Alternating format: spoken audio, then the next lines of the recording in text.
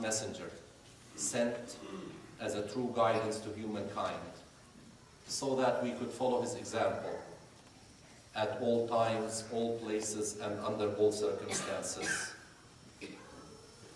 My dear children, brothers, sisters, I greet you with the best greeting I came across, the best greeting that I know, the greeting of peace, the greeting of Islam. May the peace, mercy, and blessings of Almighty God be with each and every one of you. Assalamu alaikum wa rahmatullahi wa barakatuh.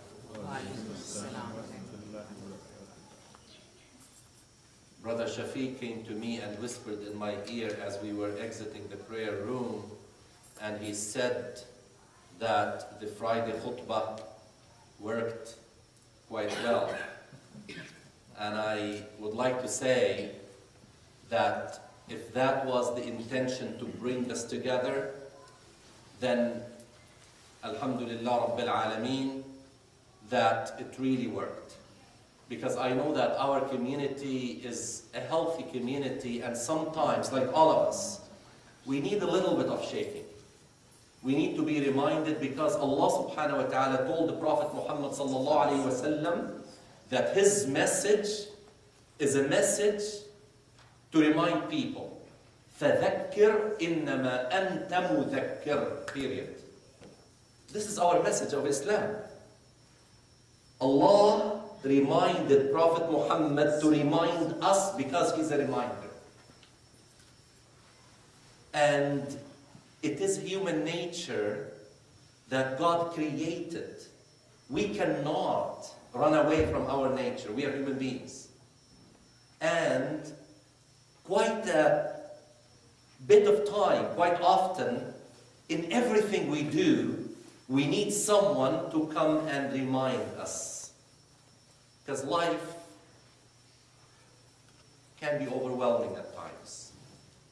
So I just wanted to say that I'm expressing our feeling that we are very happy, we are delighted, and this is the beginning. Because each one of us, inshallah, is going to do a little da'wah.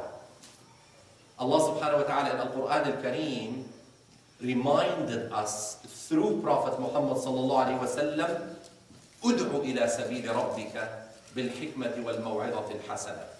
Go, ya Muhammad, call people to the path of your Lord, but use wisdom and good advice. Don't be harsh. Don't frown while reminding people, وَلَوْ كُنْتَ فَضًّا غَلِيظَ الْقَلْبِ لَانْفَضُّوا مِنْ حَوْلِكَ.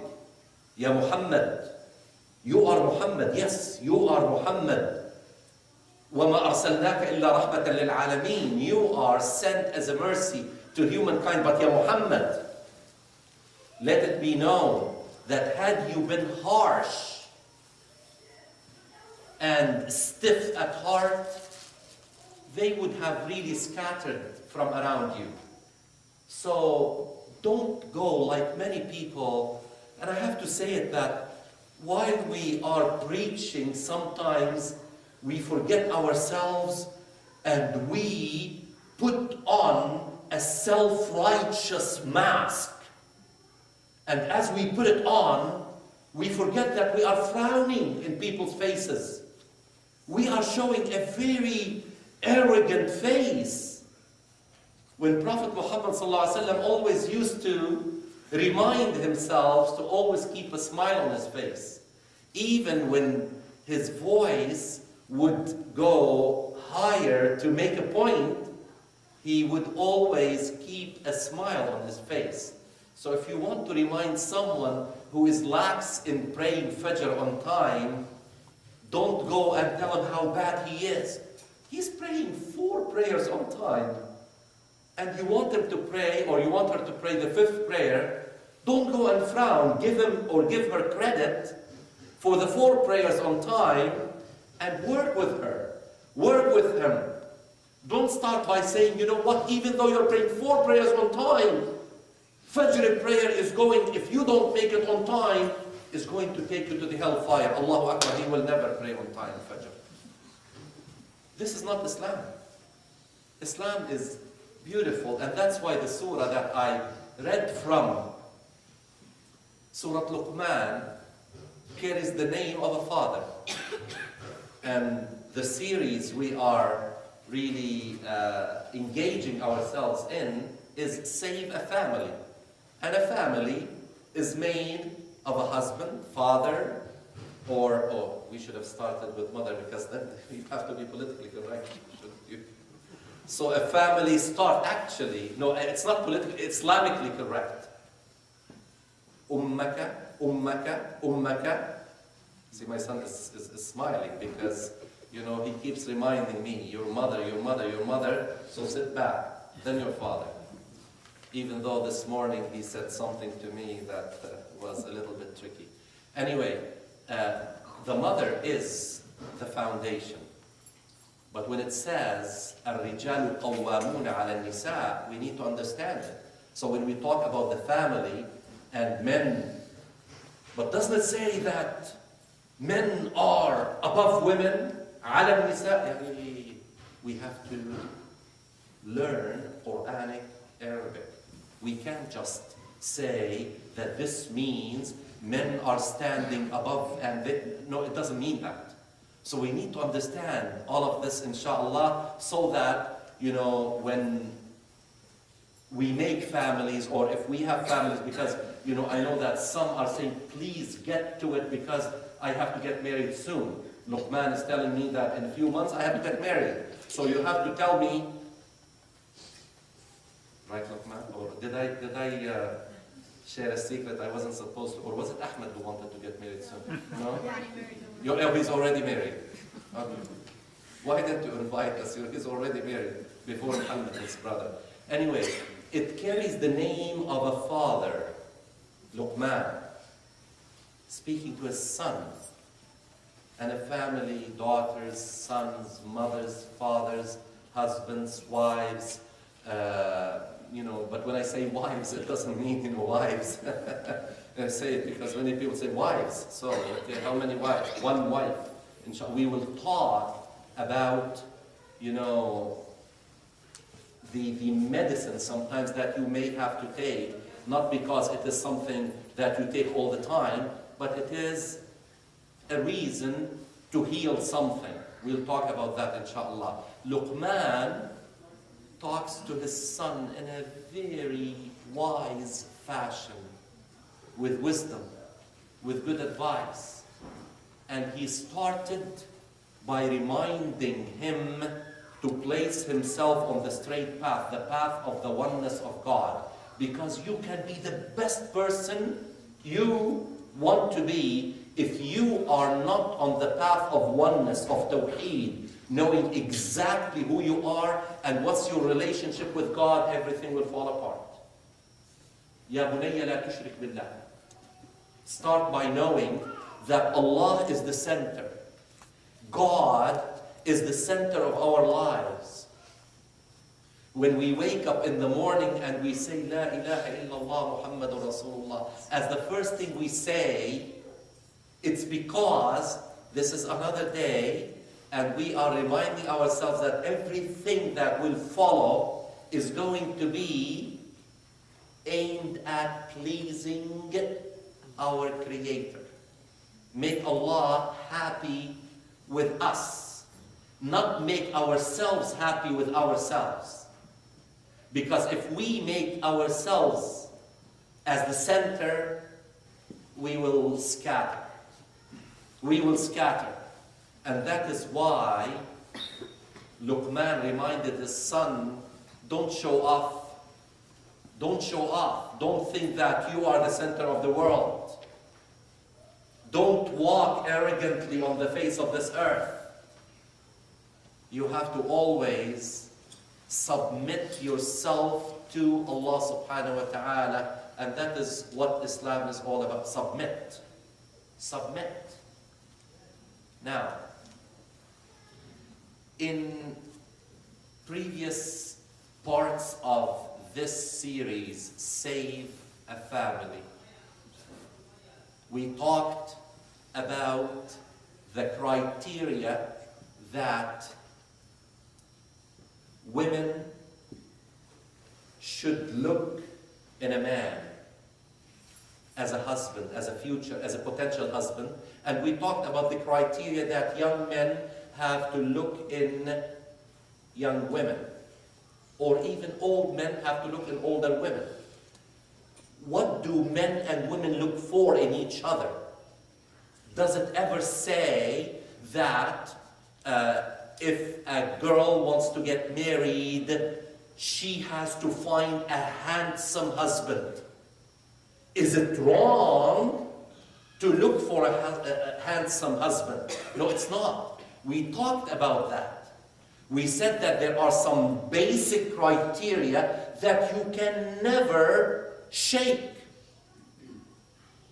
They've got to be satisfied. But if somebody has extra qualities above and beyond the basic qualities, alhamdulillah, it's a tawfiq from Allah subhanahu wa ta'ala. It's a gift, it's an extra that the Almighty gave you because you started by observing the pleasure of Allah subhanahu wa ta'ala in that what you are doing. You see, some people may want to get married to get into a lifestyle that will help them to do the right thing. Because if I don't get married, I may fall into sin. I want to get married to protect myself. And someone is getting married to have a good time. Now, he is getting married, he is getting married. Are they the same in the eyes of God? No, they are not. إِنَّمَا الْأَعْمَالُ بِالنِّيَّاتِ. Actions are judged by intentions, and that is why the first hadith in Bukhari, the first, number one, there are more than 6,000 hadith, and number one is إِنَّمَا الْأَعْمَالُ بِالنِّيَّاتِ. Actions are judged by intentions. فَمَنْ كَانَتْ هِجْرَتُهُ لِلَّهِ وَرَسُولِهِ. This is talking about the time when people were leaving everything in Mecca and going to Medina. They are migrating to Medina. And they all left. Now, Prophet Muhammad ﷺ is reminding them, yes, all of you are leaving, but some of you are leaving because they are leaving everything behind for the sake of Allah subhanahu wa ta'ala. They wanted to establish a community of faith. That's the reason they are migrating. Others are saying, well, let me see, maybe, they heard that Yathrib was a place of trade, was a place of, by the way, nothing wrong, because the women of Al-Ansar, the women of Medina, were famous for their physical beauty. Let me be, open. So many left because they wanted to find a beautiful woman or beautiful women and get married to them. That is why the hadith came. Yes, you are migrating, but if your migration is for the sake of Allah and His Messenger, to establish a community of faith, then you are migrating for the right reason. But if you are migrating إِلَى امْرَأَةٍ يَنْكِحُهَا أَوْ تِجَارَةٍ يُصِيبُهَا فَهِجْرَتُهُ لِمَا هَاجَرَ إِلَيْهِ.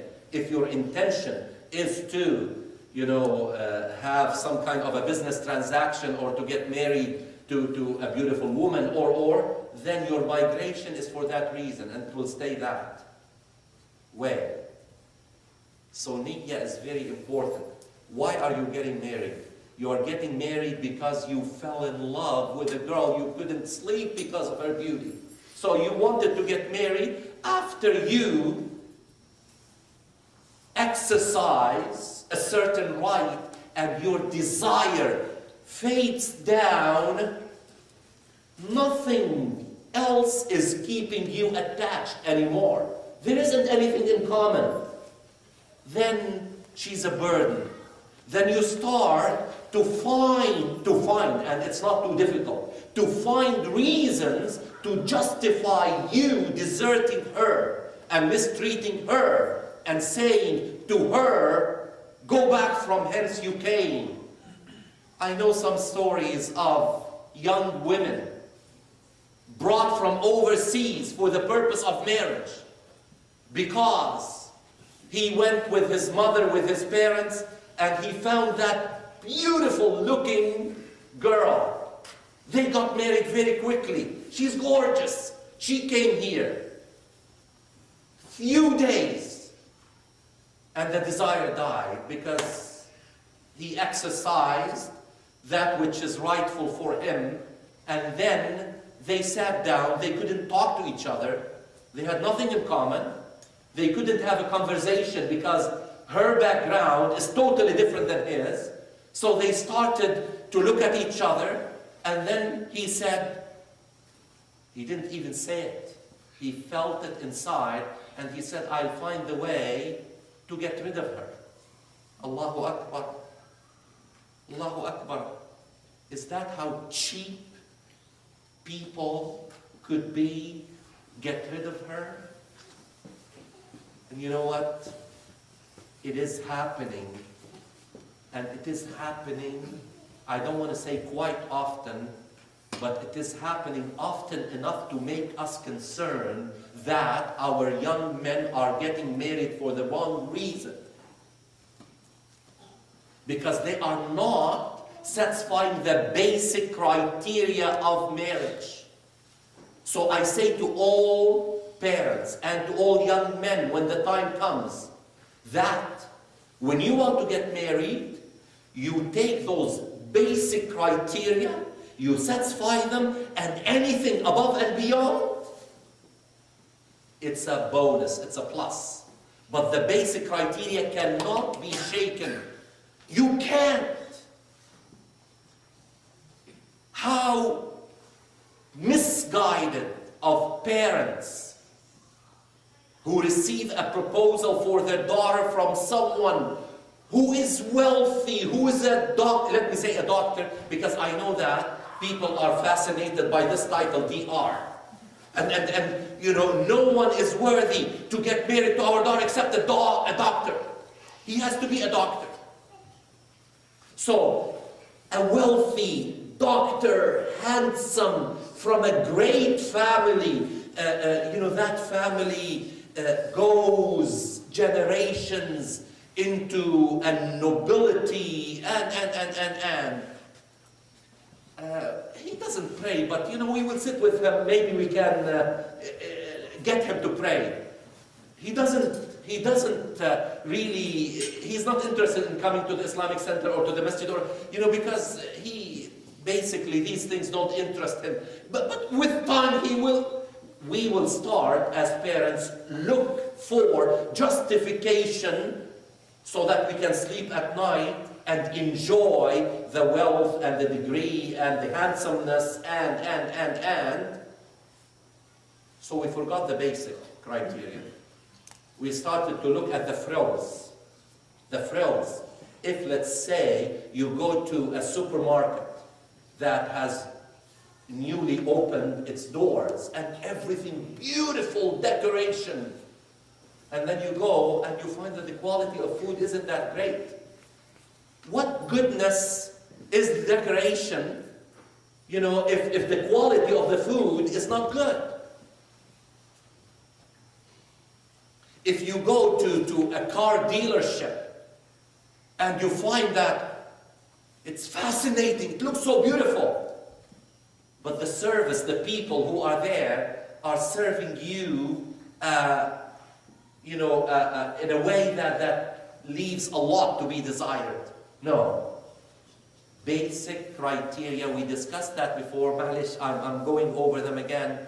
You know, for a man, you cannot say, يعني معلش, he will get it there. Deen, and look at this, and I mentioned that last time we were talking about this. Why did Prophet Muhammad ﷺ say deen and akhlaq? Deen and,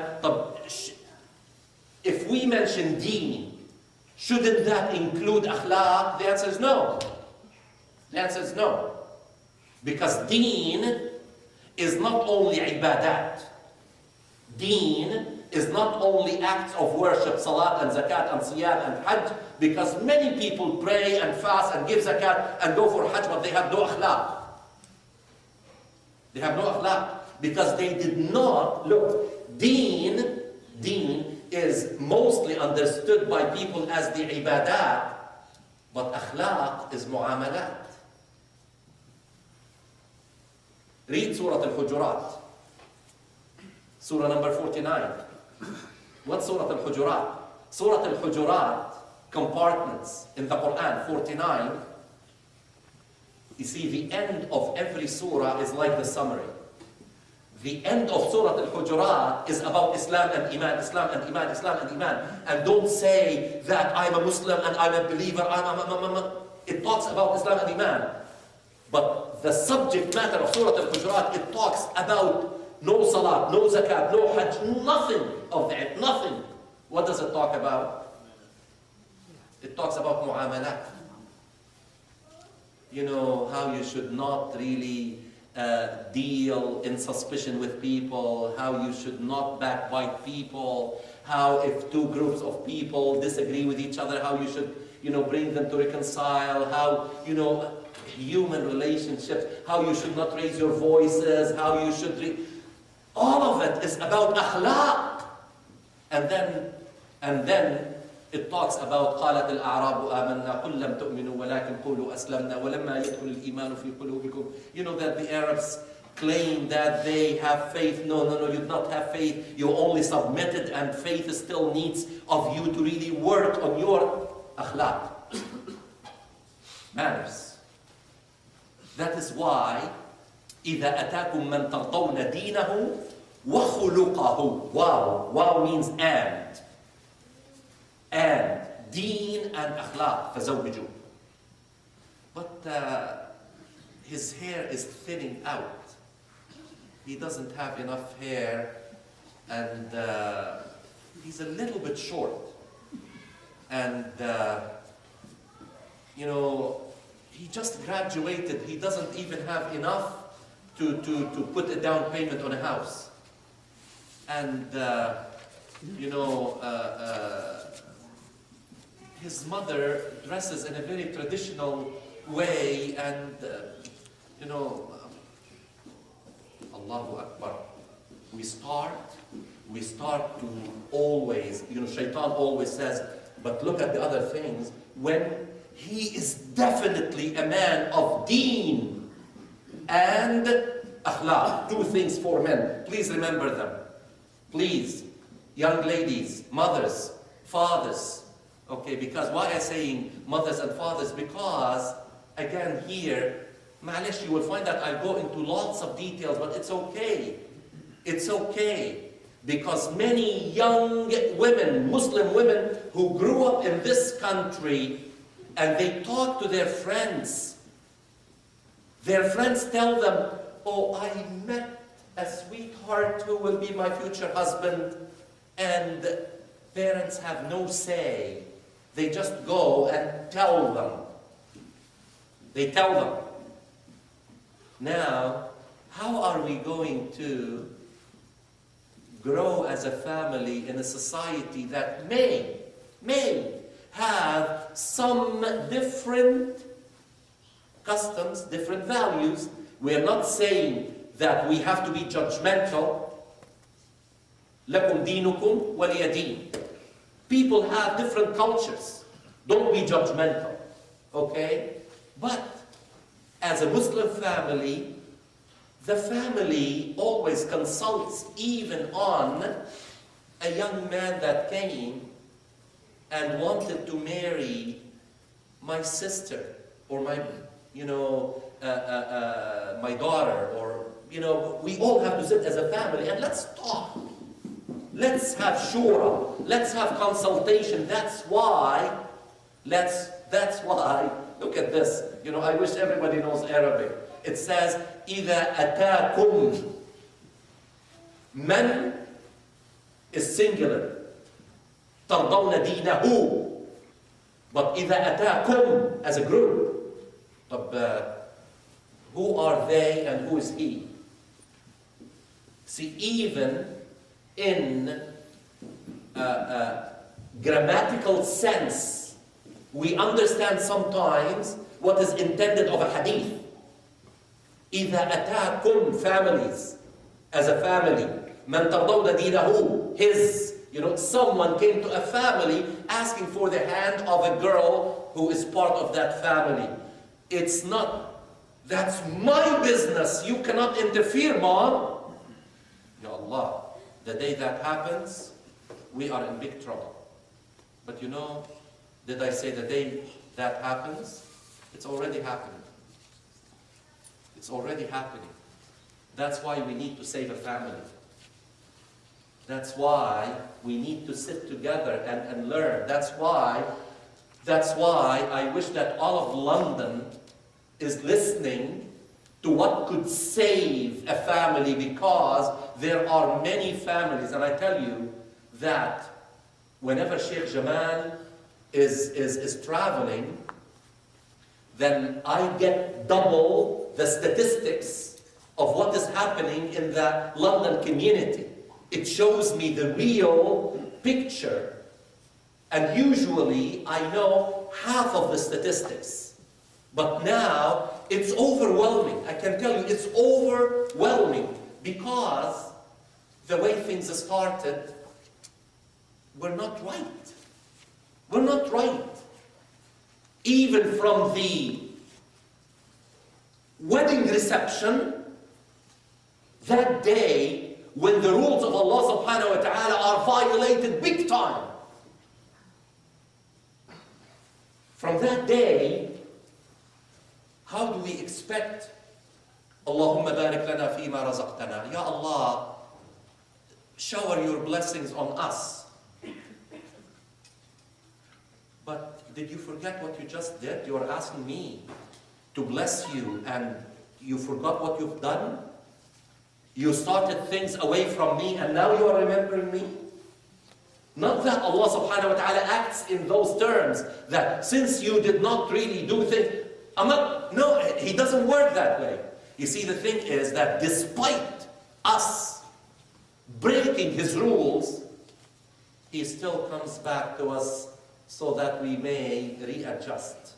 And I'm not here calling for a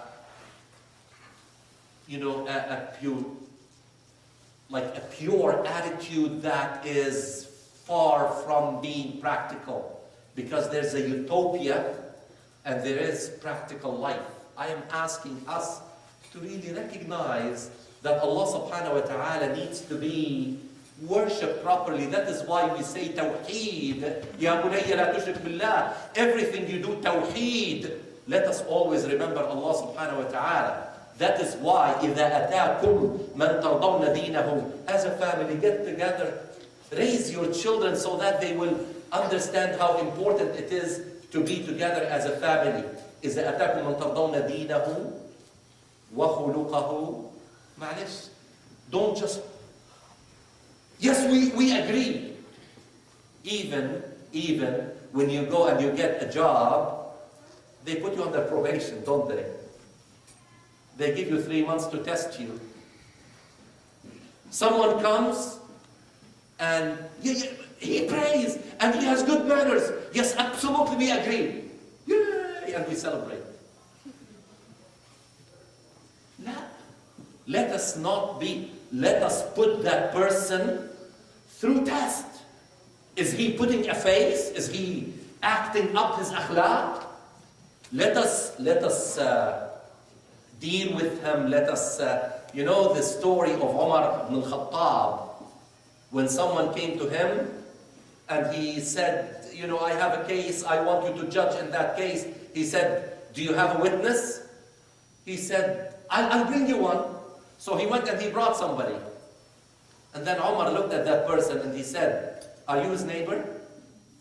Who knows, what he does, when he comes, when he leaves, He said, no, I'm not his neighbor. He said, have you ever accompanied him on a long journey where you can really know each other? He said, no, never. He said, have you ever dealt with him financially? He said, no. He said, but please go. You are not a witness. You don't know this man. You don't know him. Therefore, we need to test people.